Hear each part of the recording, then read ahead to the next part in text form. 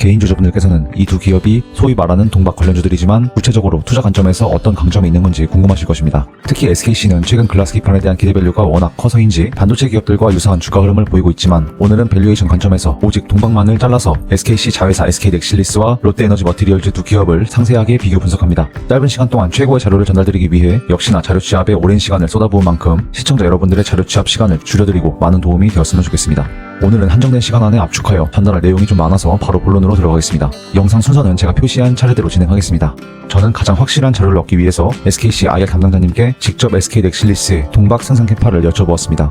세간에는 뉴스기사, 블로그, 증권가 리포트 등 SKC의 동박 목표 생산 캐파가 뒤죽박죽 과거 데이터와 복잡하게 섞여 있습니다. 2024년 글로벌 전기차 성장속도 둔화에 따른 목표 생산 캐파 조절을 반영하지 않은 데이터가 대부분이며 아주 예전에 2021년도 자료를 근거로 정확한 밸류에이션을 할 수는 없습니다. 따라서 최신 자료인 SKC 웹캐스팅 자료 녹음본에서 필요한 부분을 발췌해서 시청자분들께서 편하게 보실 수 있도록 정리했습니다. 자료에 따르면 말레이시아 공장으로 내년쯤 예상할 수 있는 SKC의 자회사 SK넥실리스의 동박 생산 캐파는 정읍 공장 52,000톤, 말레이시아 58,000톤을 더해서 11만 톤입니다.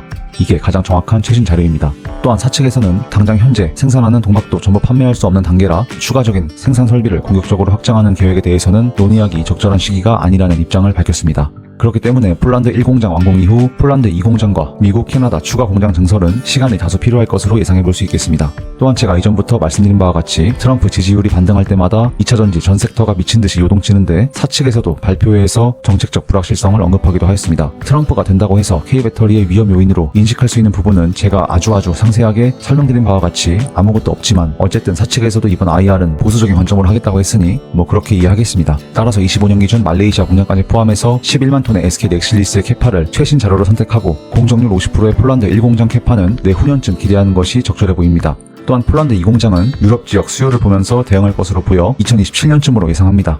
IR 담당자님께서도 SK넥실리스의 동박은 정읍, 말레이시아, 폴란드 3개 트랙으로 이해하면 된다고 말씀해 주시기도 하였습니다. 그 다음으로 저는 SK넥실리스의 동박 고객사가 어디인지를 여쭤보았습니다.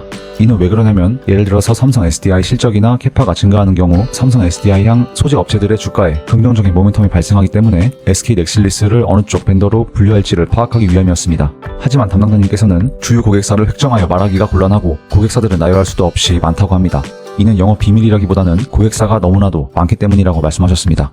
또한 롯데에너지 머티리얼즈에서 하이엔드급 동박을 양산할 수 있는 업체는 본인들이 유일하다고 홍보를 하기로 해서 이 부분도 여쭤보았는데 당연히 SKC도 가능하다고 합니다. 일반적인 투자자 관점에서 예를 들면 엔트리, 볼륨급, 중저가 라인과 하이엔드급이 따로따로 돌아가면서 전체 캐파에서 하이엔드 물량이 차지하는 비중은 극소량이라고 생각할 수도 있습니다. 하지만 SKC 역시 풀캐파 하이엔드 동박 생산이 가능하며 안정적인 양산화 공정 역시 당연히 가능하다고 말씀하셨습니다. 따라서 고품질의 동박 대량 양산이 가능한 업체는 일단 오늘 다룰 SKC, 롯데에너지 머티리얼즈 둘 다이고 SKC의 고객사는 나열하기가 불가능한 수준으로 많다는 점을 얻어갈 수 있겠습니다. 그 다음으로는 많은 투자자들 사이에서 가장 말도 많고 뜨거운 가동률 이슈입니다. SKC의 공장 가동률은 최근 61.6%인데 반해 롯데에너지 머티리얼즈의 공장 가동률은 2분기의 공시 자료를 확인해보면 약 80%로 최근 데이터만 보더라도 차이가 크게 발생합니다. 이는 투자 관점에서 보자면 롯데에너지 머티리얼즈는 위기관리 대응 능력이 뛰어나고 상대적으로 SK넥실리스보다 동박 분야에서 더 뛰어나기 때문이라는 주장이 설득력을 얻고 있습니다. 하지만 SKC IR 담당자님께서 관련된 기사를 직접 말씀해 주셨는데 이 기사는 모회사 롯데케미칼과 롯데에너지 머티리얼즈 간의 공시 자료에서 가동률의 괴리가 발생했다는 점을 지적합니다. 제가 원래 기자들이 하는 주장 자체는 딱히 선호하지는 않지만 이번 건은 IR 담당자님께서 직접 말씀하신 내용이라 기사를 참조하였고 매우 놀라웠습니다. 따라서 당장의 가동률이 높고 낮고는 많은 분들이 생각하시는 것만큼 두 회사의 비교에서 어떠한 중요 포인트가 아닐 수 있습니다. 따라서 롯데에너지 머티리얼즈의 가동률이 높은 것은 투자자 관점에서 챙길 포인트는 아니라고 결론 내리겠습니다. 결론적으로 제가 IR 담당자님과의 통화 내용을 요약하자면 다음과 같습니다. SK넥실리스 동박 생산 캐파는 내년 기준 11만 톤 정도로 보는 것이 합리적이며 폴란드 1공장, 2공장은 투자가 완료되었고 특히 50%의 진척도를 보이는 1공장도 머지않은 시점에 완공될 것으로 판단할 수 있겠습니다. 또한 롯데에너지 머티리얼즈가 홍보하는 것인지 주주들이 홍보하는 것인지는 모르겠지만 하이엔드 품질 동박은 롯데에너지 머티리얼즈만 가능한 것이 아니고 SKC도 가능하며 사실 SK넥실리스가 이 분야에서는 선두주자입니다. 또한 가동률 데이터는 투자자 관점에서 크게 신경 쓸 바는 아니라는 사실을 파악할 수 있겠습니다. 그리고 추가적으로 SKC 투자를 한다고 하면 어떻게 보면 동박보다 중요한 것은 글라스 기판입니다. 얘기가 나왔으니 짧게 말씀드리자면 북미 업체 중 보조금을 받는 업체는 SK 앱솔릭스가 유일하다고 합니다.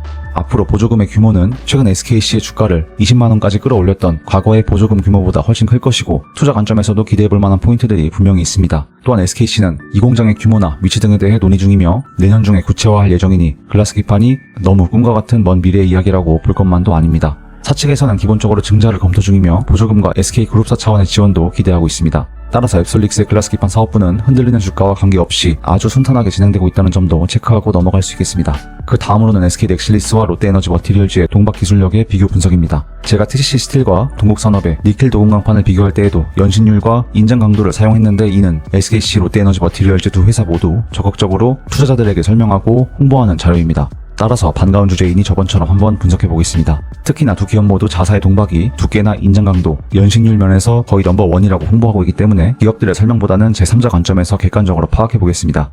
일단 오른쪽에 첨부한 롯데에너지 머티리얼즈 홈페이지에서 설명하는 동박의 스펙은 대단히 모호하고 직관적이지 못합니다. 롯데에너지 머티리얼즈 IR 담당자들은 전화도 받지 않아서 이에 대한 상세한 설명을 요청할 수는 없었고 홈페이지 자료들을 제가 최대한 분석해서 동사의 기술력에 대해 해석해보겠습니다. 일단 전기차 배터리에 사용되는 동박은 고강도와 고연신을 동시에 잡아야 하며 이것이 동박 기술력의 핵심입니다. 연신율이란 고무줄이 늘어나는 것처럼 소재의 유연성과 가공성을 나타내는 것이며 인장 강도란 쉽게 양쪽에서 잡아당겼을 때 끊어지기 직전에 최대 인장 응력을 의미합니다. 부드럽지만 강력하다는 것은 모순적인 개념이고 심지어 경우에 따라서는 극도로 얇기까지 해야 합니다. 따라서 동박 기술력의 핵심은 고연신 고강도를 한 번에 잡는 것이며 기술적 진입장벽이 높고 이런 고성능 동박을 양산하는 시스템을 구축하기는 매우 어렵습니다. 잠시 후에 말씀드리겠지만 롯데에너지 머티리얼즈에서 하이엔드 제품이라고 밝힌 스펙은 각각 동박 제품 타입별로의 최고 스펙을 나타낸 것으로 보여 SK 넥실리스의 경우도 똑같이 비교해보겠습니다. 물성표에서 최고 성능을 기준으로 말씀드리자면 SK 넥실리스는 대응 두께 4마이크로미터, 인장 강도는 55.5kg/제곱밀리미터, 연신율은 15.8%입니다. 롯데에너지 머티리얼즈는 두께 6마이크로미터, 인장 강도는 50에서 60kg/제곱밀리미터, 연신율은 12에서 15%입니다. 이렇게 놓고 비교해보자면 오히려 선두주자인 SK 넥실리스의 기술력이 우위에 있어 보입니다. 하지만 이는 상온에서의 가정이며 개별 스펙을 떼다가 비교한 것입니다. 원가 절감을 위해 셀 제조업체들의 공정 가혹도는 날이 갈수록 점점 높아지고 있으며 높은 온도, 압력, 충격과 같은 스트레스 환경에서 동박이 찢어지거나 짜글짜글해지면 안됩니다. 이는 동박 고객사인 셀 업체의 수율과 직결되는 문제입니다. 특히나 지난번 DENT 영상을 보신 분은 아시겠지만 레이저로 음극 노칭을 할 때 쉽게 말하자면 레이저로 지지는 공장의 특성상 절단면이 고온 환경에 노출될 수밖에 없습니다. 또한 동박을 도포하는 공정이 레이저 노칭 이전이기 때문에 무지부 커팅을 한다고 했을 때에도 유지부와 닿을 가능성도 있으며 동박이 고온 환경에 충분히 노출될 수 있습니다. 노칭 공정 외에도 고온에 수시로 노출되는 배터리 셀 제작 과정 특성상 고객사들의 안정적인 수율을 위해 가혹 환경에서 동박이 과연 버텨주는지가 굉장히 중요합니다. 따라서 저는 상온이 아닌 고온에서 이 두 회사의 동박이 얼마나 버틸 수 있는지를 중점적으로 검토합니다. 롯데에너지 머티리얼즈 홈페이지에서는 고강도 고연신을 잡은 제품군을 3가지로 설명하고 있는데 제가 이 3가지 제품군의 스펙을 SK 넥실리스와 비교하기 위해 모두 가지고 왔습니다. 함께 보겠습니다. 제가 롯데에너지 머티리얼즈 홈페이지의 정보를 나름대로 추출해서 표로 정리해보았습니다. 롯데에너지 머티리얼즈에서 밝힌 고연신, 고강도 동박은 홈페이지에는 파악하기 무척 난해하게 표현되어 있습니다. ISS 제품이 그나마 고온에서 인장 강도는 높다고 추론해볼 수 있겠지만 연신율에 대한 설명은 없습니다. 이 제품이 고강도 고연신이라면 연신율을 숨길 이유가 없다고 생각합니다. 일단 강도가 높고 얇은 동박이라고 한다면 SK 넥실리스의 T 전지박에서 S 모델과 비슷하다고 생각할 수 있겠지만 이 제품 역시 연신율이 높지는 않습니다. 롯데에너지 머티리얼즈의 다른 제품들도 고온 환경을 가정할 때 고강도 고연신을 동시에 잡는 그러한 SK 넥실리스를 압살하는 퀄리티의 동박은 없어 보입니다. 물론 고강도와 고연신을 각각 잡을 수 있는 기술력을 갖추고 있는 것은 사실일 수 있겠습니다. 하지만 롯데에너지 머티리얼즈에서 홍보하는 것과 같이 그래프에서 압도적으로 연신율과 인증 강도가 동시에 튀는 기술력을 가지고 있다고 판단할 수는 없겠습니다. 차라리 고온 중강도 고연신의 SK 넥실리스 이 전지박이 그래프로 보면 빨간 영역에 들어가 있는 것이 아닌가 하는 생각까지도 듭니다. 그리고 롯데에너지 머티리얼즈는 사측에서 이렇게 고강도 고연신을 둘 다 잡은 압도적인 기술력을 갖고 있다고 홍보하면서도 왜 스펙을 감추는지 모르겠습니다. 이것이 SK 넥실리스와 비교할 때 동사의 특장점이라고 홍보를 할 것이라면 숨기지 말고 SK 넥실리스처럼 고온 환경에서의 데이터를 투명하게 공개하는 것이 맞습니다. 사실 이렇게까지 비교하는 사람이 있을지 사측에서도 예상하지 못하여 공개하지 않은 것일지도 모르겠습니다. 아니면 어디 구석에 공개했을지도 모르겠지만 제가 마치 이잡듯 자료를 상세하게 뒤져봤는데도 찾을 수가 없는 것은 사실상 대부분의 투자자분들께서 도저히 찾을 수가 없는 것입니다. 어쨌든 저는 이렇게 비교했을 때 롯데에너지 머티리얼즈의 홍보처럼 동사가 넥실리스에 비해 기술적으로 우위에 있다고 판단할 수 없으며 오히려 투명하고 깔끔하게 자료를 공개한 SK 넥슬리스 동박이 더 낫다는 생각까지 듭니다. 그리고 이렇게 교묘하게 논지를 크로스시켜서 말장난하는 논리를 저는 대부분 다 파악하는 편이고 정말 싫어합니다. 무엇보다 두 기업 모두 중요한 K배터리 소재 산업을 영위하는 기업으로 이러지 좀 않았으면 좋겠습니다. 따라서 연락을 받지 않는 롯데에너지 머티리얼즈 IR팀은 이후에 꼭 제대로 된 물성표를 고온 환경에서의 데이터까지 투명하게 밝히셨으면 좋겠습니다. 그 다음으로는 동박 생산 캐파에 따른 각각의 밸류에이션입니다. 롯데에너지 머티리얼즈 생산 캐파 계획은 선대인 소장님 방송에서 김훈 상무님이 밝힌 캐파 계획을 참조하였습니다. 제가 서두에 말씀드린 바와 같이 SK 넥슬리스의 캐파는 공식 자료가 아닌 26년 자료부터는 제 나름대로 예상을 해본 데이터이고 롯데에너지 머티리얼즈 자료는 공식 자료입니다. 두 기업 모두 영업이익률을 10%로 가정을 하고 계산을 해보겠습니다. 그렇게 계산을 해본다면 각각 이렇게 도표로 정리할 수 있겠습니다. 동박의 가동률은 이미 높게 나오는 구간도 많기 때문에 90% 이상의 가동률을 계산식에 사용할 수도 있겠지만 일단은 이렇게 90% 가동과 95% 수율로 총 캐파를 보정해보겠습니다. 이렇게 산출한 영업이익에 다소간 보수적인 영업이익 멀티플 20배수로 예상되는 시가총액을 가늠해 본다면 2026년을 기준으로 SKC는 6.2조의 시가총액 가치, 롯데에너지 머티리얼즈는 4조의 시가총액 가치를 책정할 수 있겠습니다. 26년을 기준으로 한다면 롯데에너지 머티리얼즈는 2배가량의 업사이드가 있고 SKC는 동박만을 놓고 보자면 업사이드가 상대적으로 닫혀있다는 결론을 내릴 수 있겠습니다. 그렇기 때문에 SKC가 현재 시장에서 넥슬리스보다는 앱솔릭스의 글라스 기판에 따른 기대 가치에 따라 주가가 움직이고 있는 것인지도 모르겠습니다. 그런데 이는 10%의 영업이익률을 가정했을 때 시나리오이며 당장 이익률이 그렇게 좋게 나오지는 않는 두 기업이기 때문에 또 다른 관점으로도 볼 수 있겠습니다. 25년도 3.3%, 26년도 5%, 27년도 10%로 점진적으로 연간 영업이익률이 개선될 수 있다는 가정을 할 때 시가총액 가치는 두 기업은 이렇게 계산해 볼 수도 있겠습니다. 따라서 27년 무렵을 본다고 할 때 투자 매력도는 충분히 있는 기업임은 둘 다 틀림이 없지만 무엇보다 SKC의 8조에 달하는 가치 책정은 넥슬리스의 폴란드 2공장 캐파 가동을 전제로 한다는 점을 기억하셨으면 좋겠습니다. 롯데에너지 머티리얼즈도 분명히 업사이드가 큰 것은 맞지만 27년까지 4배라면 투자한다고 할 때 매력도가 없다고는 할 수는 없지만 다른 좋은 기업들도 많기에 여러분들께서는 기회비용을 잘 검토해 보셨으면 좋겠습니다.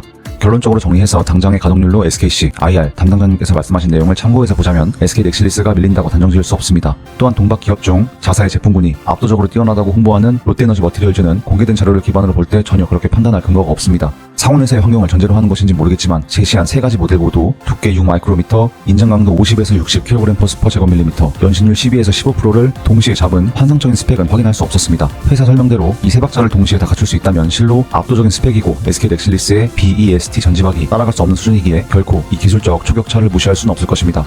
말레이시아 진출권으로 둘이 싸우기도 했고 경쟁 관계인 것을 투자자들이 모를 리가 없는데 동박 기업 중 뭐 이런 포괄적인 표현들은 SK 넥슬리스를 겨냥하는 것처럼 보입니다. 따라서 롯데에너지 머티리얼즈는 애매한 자료가 아닌 제대로 된 제품 스펙과 물성표를 공개하셨으면 좋겠습니다. 물론 중국을 배제할 경우 동박 역시 북미에서 25만 톤가량의 쇼티지가 발생한 소재이고 양자택일, 적자 생존의 구조는 아니긴 하지만 말입니다. 반면 SKC의 경우는 SK 넥슬리스만 놓고 보자면 영업이익률 10% 가정 시 드라마틱한 업사이드를 책정할 수는 없기 때문에 당장은 앱솔릭스 글라스 기판의 방향성이 향후 1, 2년간은 매우 중요할 것으로 결론 내릴 수 있겠습니다. 어쨌든 정리하자면 정확한 팩트체크를 기반으로 두 기업을 비교해보았으니 시청자분들께서는 다른 기업들과 상대적인 매력도를 검토하실 때 참조하셔서 최적의 포트폴리오를 구성하셨으면 좋겠습니다. 오늘 영상은 이쯤에서 마무리하려고 합니다. 마침에 혹시 구독과 좋아요 한 번씩 눌러주시면 이러한 제 공부 자료들을 계속 꾸준히 시청하실 수 있으십니다. 이번 영상 또한 역시나 집약적으로 핵심 내용을 짧은 시간에 압축했기 때문에 정확한 이해를 위해 여러 번 시청하시는 편을 추천드립니다. 앞으로도 시청해주시는 소중한 개인주주 여러분들께 최고의 자료들로 다시 인사드리도록 하겠습니다.